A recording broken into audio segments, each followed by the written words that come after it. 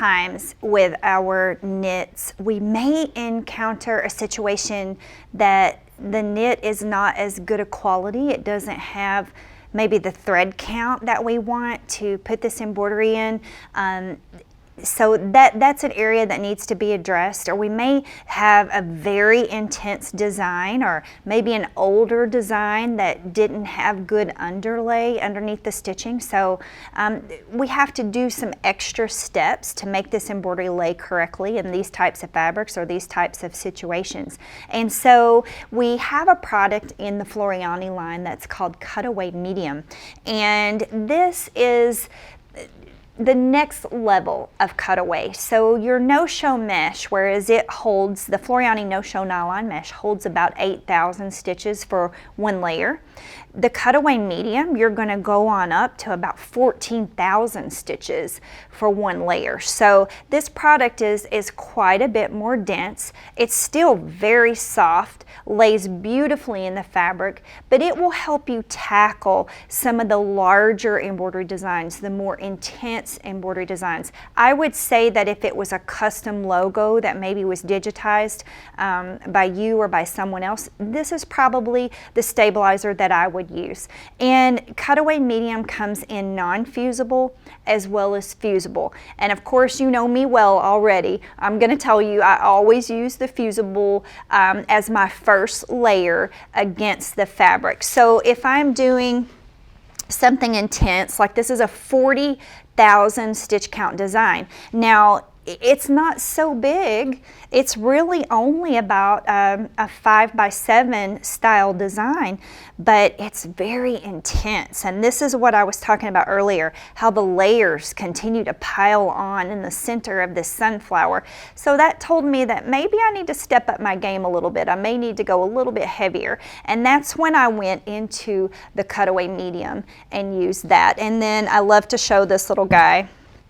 This is an older design collection that is still one of my favorites. This is an older cactus punch design, and lots of really long satin stitches. Again, not a lot of underlay underneath the embroidery, so that told me that I needed to use a little bit heavier style stabilizer. So you guys, again, you have a hard job. You have to not only know the fabric you're going to stitch on, but you have to know some information about that design, how it's going to stitch out. And speaking of, your very best way to get familiar with an embroidery design is actually to stitch it before you stitch it on your garment. I like to hoop just one layer of your Cutaway Medium, the plain, the non-fusible. I will hoop one layer of this and stitch out a design if I'm not familiar with the digitizer.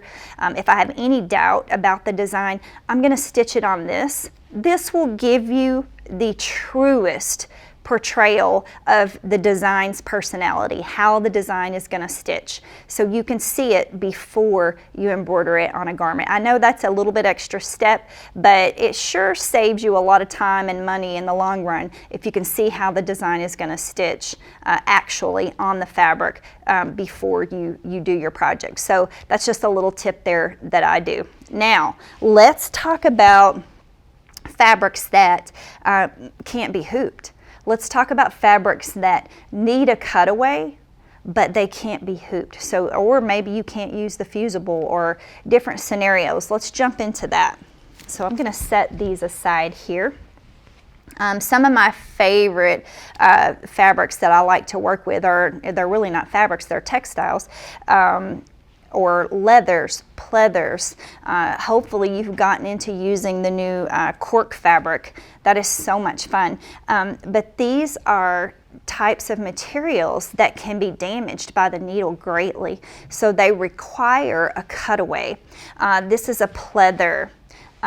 This is a pleather as well, but this also falls into the leather category. Pleather, leather, vinyl. oil cloth like you would use for a raincoat or a rain hat. These are all the fabric categories that I'm talking about, or textile categories that I'm talking about. Also a sweater knit. A sweater knit is something that I would never hoop. I would not try that at all. So I'm going to teach you how to do that. We make our cutaway medium in a sticky version, and it is called Perfect Stick Cutaway, and it is absolutely one of my favorites. So it's that awesome foundation that's going to really support the stitches, 14,000 stitches, but it has our Perfect Stick sticky coating on it. So that tells you that it's needle friendly, it won't gum up your needle, and then it's going to hold the item in place while you're stitching. And most importantly, that cutaway foundation is going to protect that fabric or that textile or that item to keep it from shredding or keeping the needle from actually cutting a hole in that fabric. So the way it works, the way we use it, is you're going to hoop one layer of the Perfect Stick Cutaway, paper side facing up, and just like I showed you earlier, you're going to cut an X in the paper, not too deep. I use a straight pin or my Floriani stiletto that comes in your educator's favorite tool set. That is a really great tool to have if you like to use stickies. Keeps you from cutting too deep. I really, really like that tool. Easier to hold on to too, obviously. So now we're just going to peel this paper away, and now you have a surface ready to receive your purse, your cork fabric, your leather, pleather, whatever, and it's going to stabilize it as well as hold it down. Don't forget, once you have the item stuck down, if you can, you want to baste it. But again, if we're talking about leathers and pleathers, you can't baste it. But this does have ample sticky to hold everything in place. And second, if you need a floater, you do need to do that. So I love to show that every time so you don't forget. When in doubt, float. If you feel like this is very intense, you're going to need a little bit more than a 14,000 stitch count protection.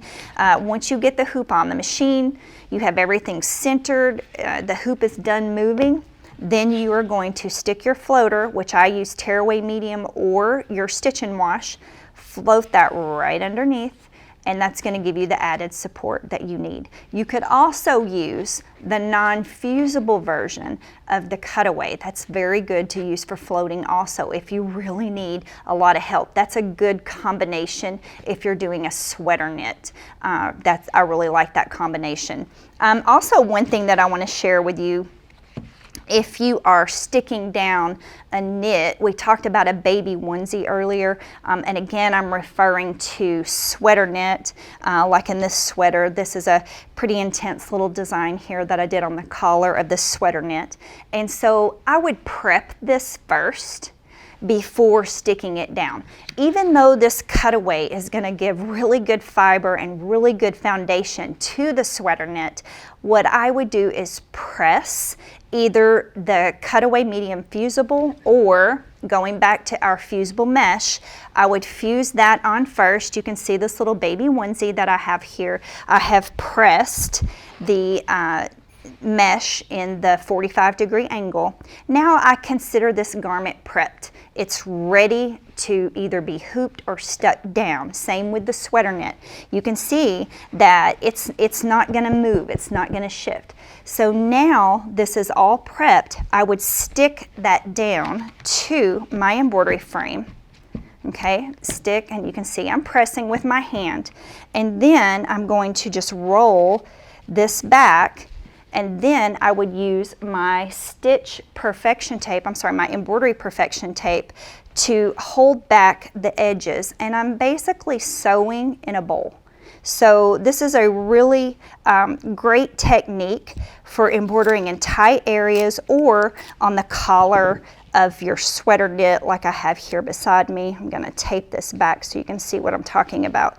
So you can see just by that one little quick piece of tape, that's an extra set of hands for me, and I'm not worrying about clips, anything that may pop off in the middle of the embroidery. This is actually going to hold that little baby onesie back while I'm doing the embroidery. And the sticky cutaway is going to give me the support I need for that embroidery. So also, again, very good for sweater knit. And last but not least, I want to share this with you because it's so much fun. I love embroidered cards. I love embroidered paper. I love all the awesome cardstock and that type of thing. Isn't it nice to just have that embroidery machine where we can do something personal? Even if you're sending someone a gift card or something, embroider the card. It's super simple, and you have great designs like a red work design or something like that. This is actually from my friend Trevor, and this is like a coloring book page, and all this is cardstock stuck down to your perfect stick cutaway. I love this. And so you can stick the cardstock right down, embroider directly on it. Isn't that a fun gift? And you can give a set of the colored pencils or whatever, and then they can frame this. So beautiful little gift. And again, you can create thank you cards or whatnot out of all kinds of different paper stock that you've embroidered. And this is your magic ingredient. This is the one that you're going to stick it down to, and it just stays in and gives the paper all the body that it needs to hold that embroidery. Yeah, embroidered paper, that's pretty fun. Okay, thank you for listening, and now we are going to go on to a different segment, so stay tuned.